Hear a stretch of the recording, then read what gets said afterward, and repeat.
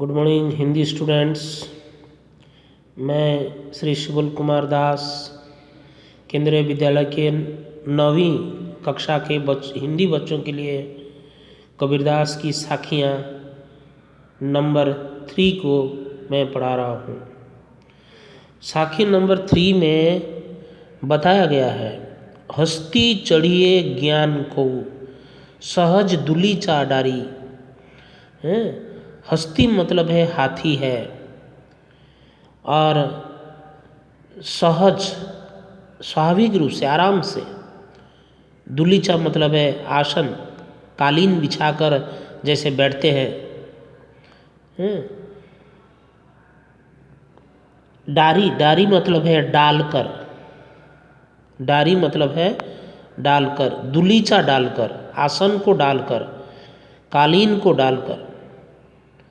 कवि का कहने का मतलब है, जब कोई एक भक्त या साधक, ईश्वर के भक्त ज्ञान रूपी हाथी पर आराम से चढ़कर, आराम से आसन बिछाकर आराम से बैठना चाहिए और ईश्वर की भजन करना चाहिए, ईश्वर की भक्ति करनी चाहिए, ईश्वर का नाम लेना चाहिए।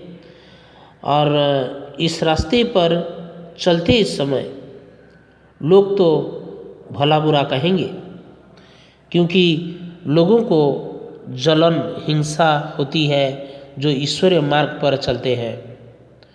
लेकिन कवि साधकों को अर्थात भक्तों को संबोधित करके कहते हैं कि हे साधकों, तुम ज्ञान रूपी हाथी पर सहज समाधि रूपी आसन बिछाकर आराम से चलते रहो आगे, अर्थात ईश्वरीय मार्ग पर आगे आराम से बढ़ते रहो।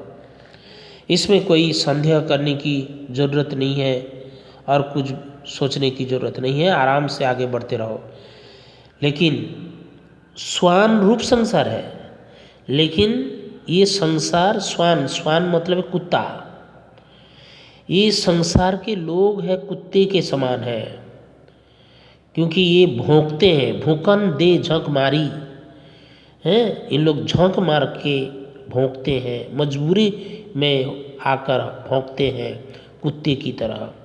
हाथी, ज्ञान की हाथी पर बैठकर जो इंसान आगे बढ़ता है, उनके पीछे एक संसार के लोग कुत्ता बनकर भौंकते हैं, अर्थात उसकी बुराई करते हैं।